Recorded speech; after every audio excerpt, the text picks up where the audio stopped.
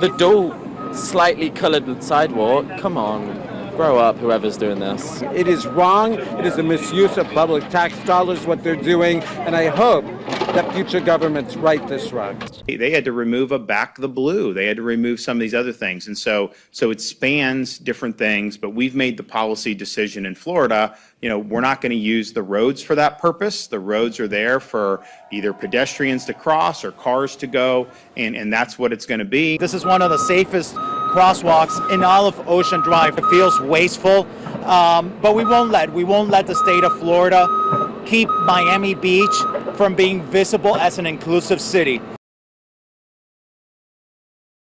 Continuing coverage tonight as Metro Police search for the driver of a person who vandalized the new inclusive crosswalk in East Nashville. Now, the crosswalk just went in last week, the rainbow painted crosswalk located at the intersection of South 14th and Woodland Streets. Again, this is East Nashville. Security video shows the driver of a white Ford van dump what appears to be black paint right out the window over the crosswalk on Tuesday.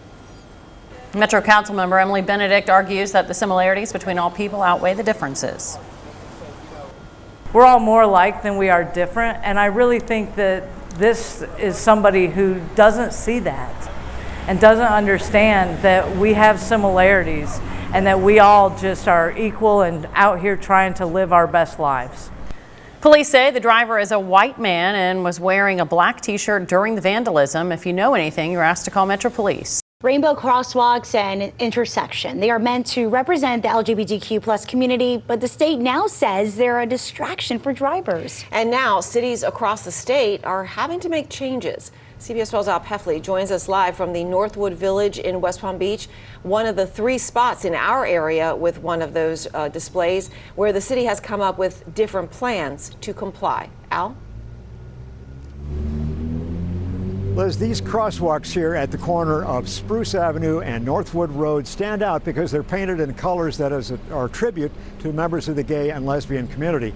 But as you're about to see, these painted crosswalks won't be here much longer. I think they're beautiful and they add beauty to the neighborhood. Hane Bauer owns a Timeless Treasure gift shop on Northwood Road.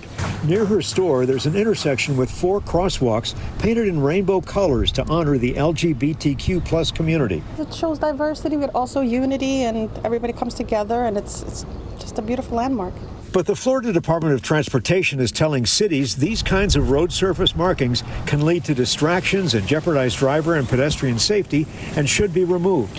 In a June 30th memo, FDOT says, quote, the department has the authority to enforce compliance and withhold state funds from any public agency that is found to be in violation. What it really is anti-gay bigotry from the federal government and from the state government, which is so un-American. Rand Hock, the founder and president of the Palm Beach County Human Rights Council, says the state and federal government have no business telling cities to do this. The federal government and the state government just want to do whatever they can do to diminish and erase the queer community. That's not going to happen. We are here, we are queer, get used to it. In the past few years, 3 people have been arrested for defacing the intersection in Delray Beach with black tire marks by doing burnouts with their vehicles. This memo not only affects the rainbow-painted crosswalks in West Palm Beach, but also rainbow-painted intersections in Delray Beach and Boynton Beach.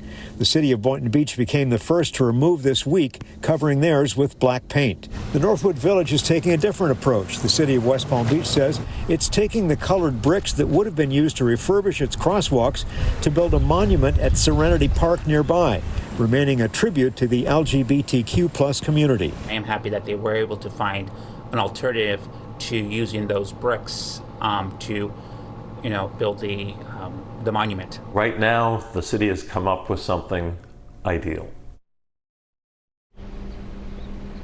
And Hawk says the city of Boynton Beach still plans to do something to honor members of the LGBTQ plus community. We're waiting to see what they have planned to do. We're also waiting to find out what the city of Delray Beach plans to do with its rainbow painted intersection. We're waiting on a response from a city spokeswoman about that. Live in West Palm Beach, Al Peffley, CBS 12 News. Flags waving, cars honking. This was the scene Saturday morning at the Pride Crosswalks at Westheimer and Taft. It feels good, and then as you can hear, there's supporters who are driving by, so it feels like we are seen and we are welcome. Carrie Ann Morrison is president of Pride Houston 365 and organized the gathering. What message did you want to get across by gathering today? We're not going to stop. There is absolutely nothing that you can do to erase my pride, to erase my community pride.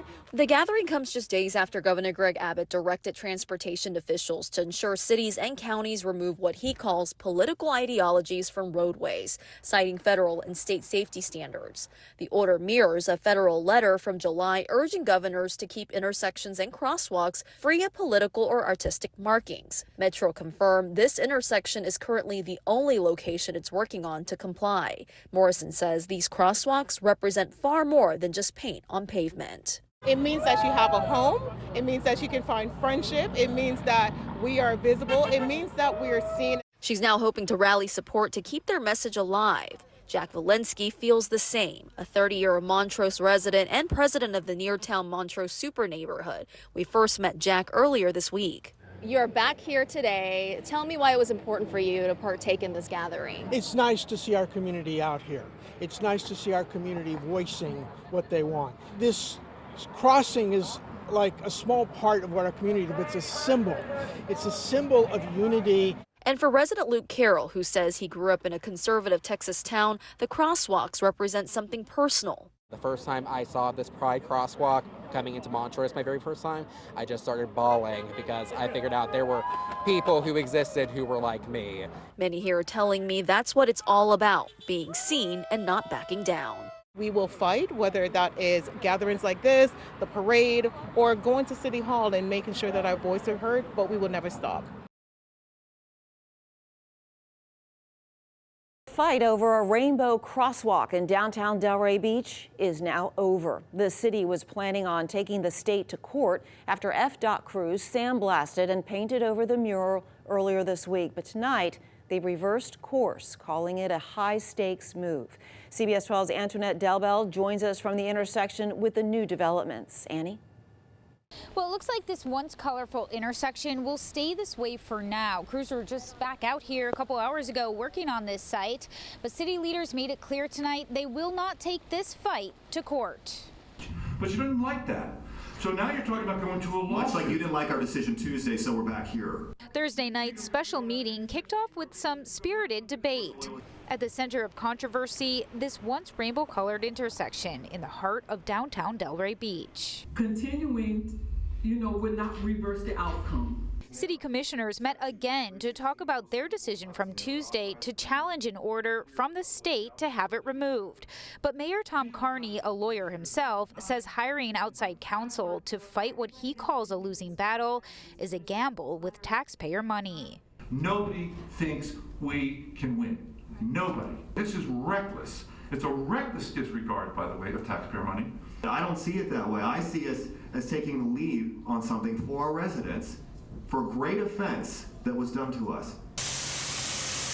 Crews with the Florida Department of Transportation spent several hours on Wednesday sandblasting the intersection less than 24 hours after painting it black in the middle of the night.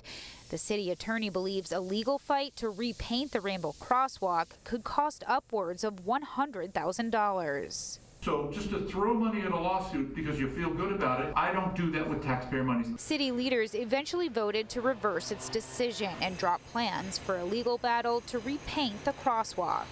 Vice Mayor Rob Long says he's disappointed. This meant a lot to a lot of people. I wish we could push back. We were bullied. We were bullied and we were victimized. Now, this fight might not be over just yet. If the cities of Fort Lauderdale and Miami Beach win their lawsuits over similar crosswalks, then all cities statewide win.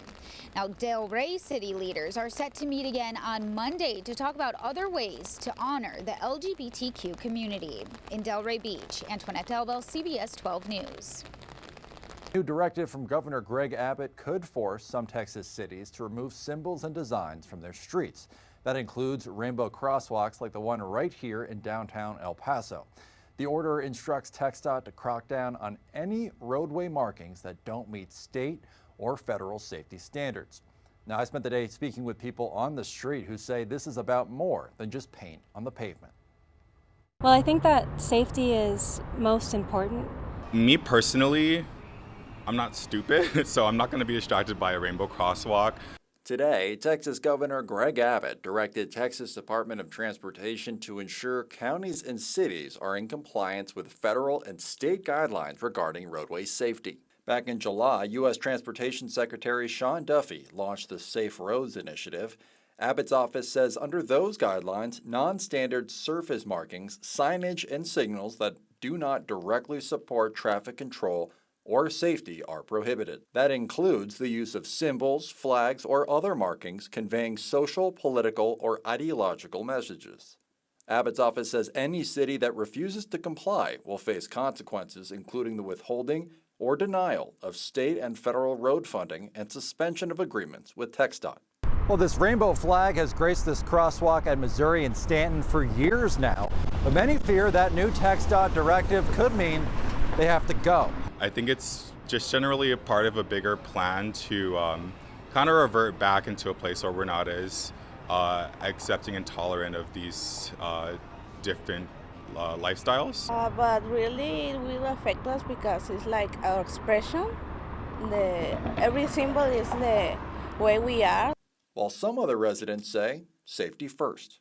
If people get so riled up in their cars to where they like hit a fire hydrant or hit the car in front of them, it's really more so about the community and just ensuring that the community feels safe. Well, I contacted TxDOT but have not heard back. And in the meantime, the city of El Paso says it's currently evaluating that directive. And I also contacted El Paso County, but I did not hear back in time for this report. Well, it's a controversial symbol for a lot of people, the rainbow pride flag. But the city of Huntington plans to have an artist paint a pride project at a crosswalk in the heart of downtown. But a move like this is being met with some opposition. I recently caught up with the man behind a petition to ban the project and also the artist slated to paint it. We got to stand up as Christians. We got to start drawing a line in the sand, standing up and saying we're not going to accept this. Convicted January 6 insurrectionist from West Virginia, Derek Evans, is politicking for a congressional seat. And he's protesting Huntington's Pride Project. Look, we all know that what I call the Rainbow Mafia is out here grooming our children, going after our children right now. I don't want my Christian tax dollars being used to promote an agenda that goes against my Christian values. The corner of 10th Street and 4th Avenue is the target of a Rainbow Pride art project, linking all 4 crosswalks in the heart of downtown Huntington. To me, when I see it, it means, yeah, you might have gotten picked on, beat up, bullied, only recently allowed to have certain rights that everybody else is allowed to have. All this stuff is still ongoing, but we're still here. We're a community. The city commissioned artist Sassel Wilkes for the job, a task he's willing and ready to tackle. I was thrilled. I was absolutely thrilled because of what that means to me as a member of the LGBTQ community, not just an artist. I wasn't thinking about, yeah, this is going to be good for me as an artist. The fact that they wanted it to be there was so awesome. Evans' passion to ban the project runs deep. He's gathering a Facebook petition and plans to present it to council. Even though no tax dollars are being used to paint and maintain the project, only private donations.